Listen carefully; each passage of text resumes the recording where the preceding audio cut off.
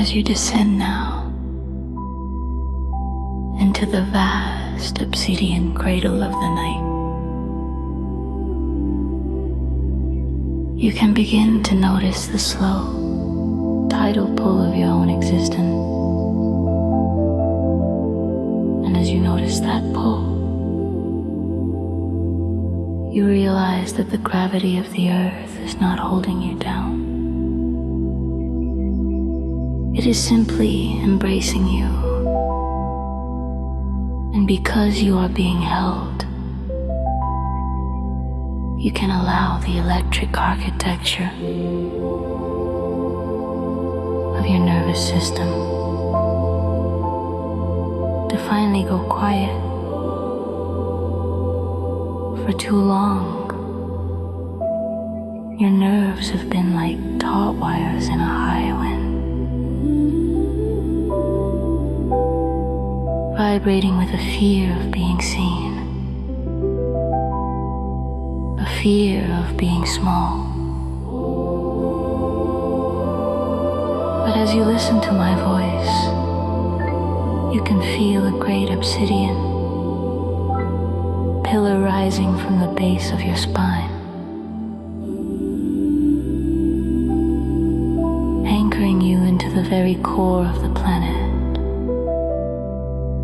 where it is silent, where it is still, where it is absolutely safe. You are the mountain, and the wind of the world simply passes through you. Your safety is not something you seek. It is the ground you are made of.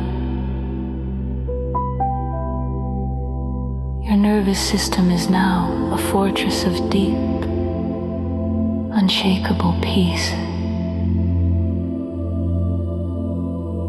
And while the watchman of your mind, that part that analyzes and doubts, tries to find the end of the darkness, you can start to feel a bit weary, I wonder. If you can realize that the space between your thoughts is actually larger than the thoughts themselves. Is the silence listening to the sound? Or is the sound just a ripple on the ocean of your silence? You do not have to let the walls crumble, because as you try to keep them up, you find they've already turned into light.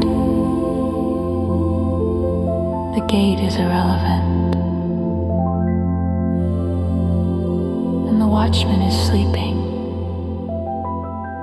because there is nothing to guard when you are the king of the territory.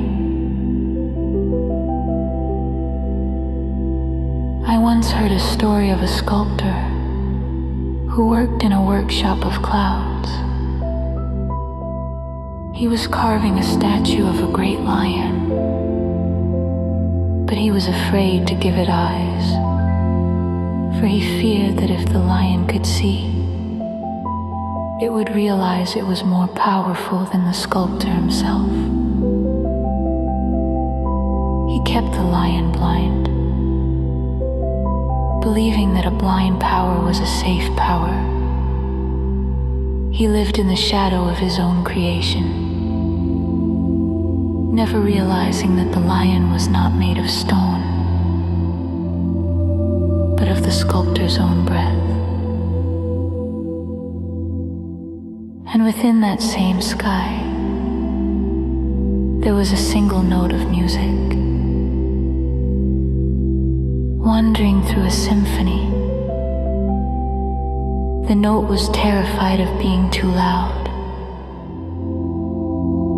afraid that if it rang out with its true resonance, the rest of the orchestra would stop. It whispered its melody,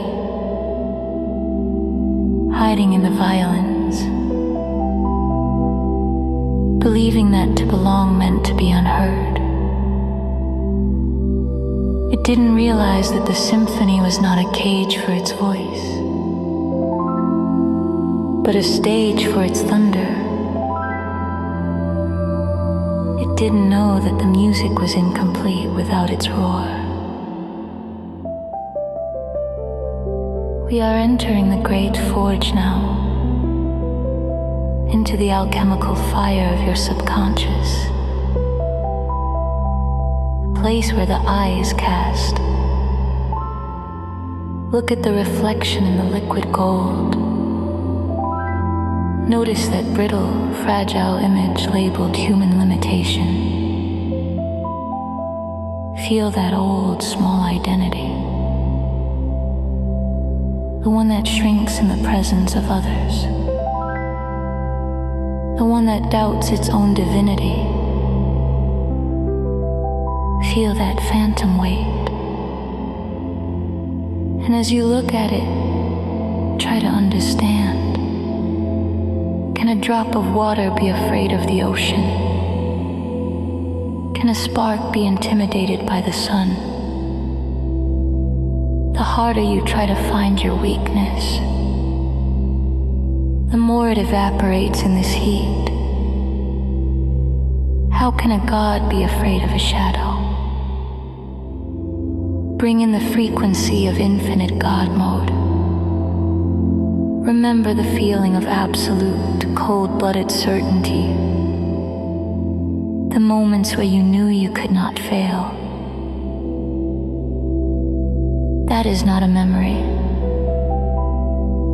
That is your origin. Watch as the old identity melts. And in its place, a diamond monolith is forged, engraved with the truth. I am the authority, I am the source. My confidence is not a feeling. It is a law of nature. And the single note in the sky, it had finally breathed deep, and it struck its chord. And instead of the orchestra stopping, the entire universe began to vibrate in harmony. The other instruments didn't pull away, they leaned in. For they had been waiting for a leader to set the tone. The note realized that it didn't belong by being small. It belonged by being the loudest truth in the room. And the sculptor finally carved the eyes of the lion. And as the lion opened its gaze, the sculptor didn't feel fear. He felt a great reset. He realized he was not the sculptor, and the lion was not the stone. They were one and the same.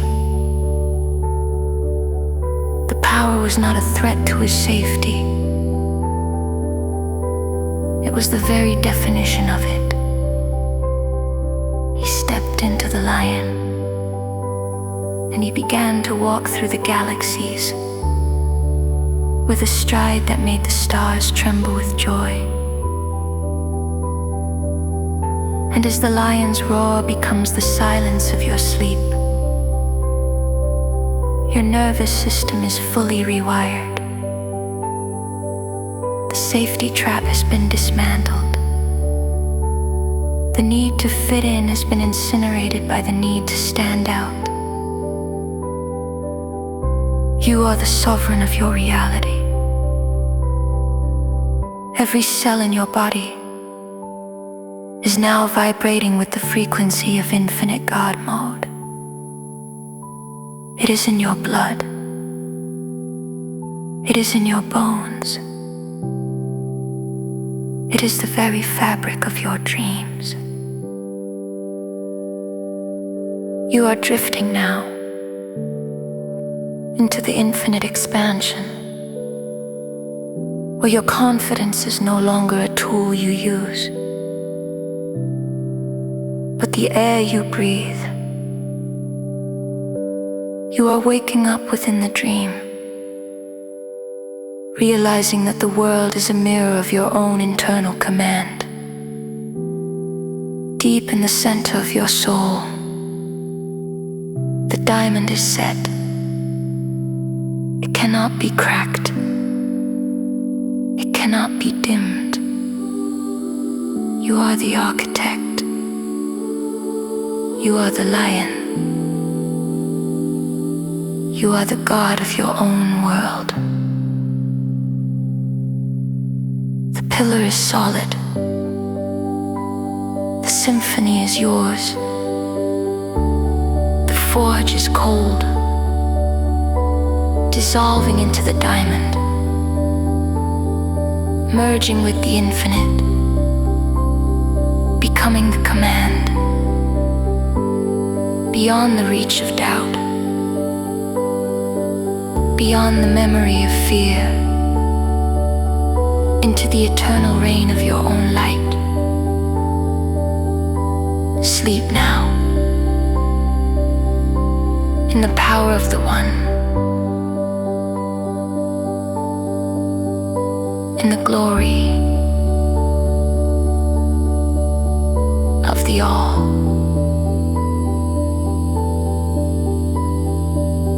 Effortlessly.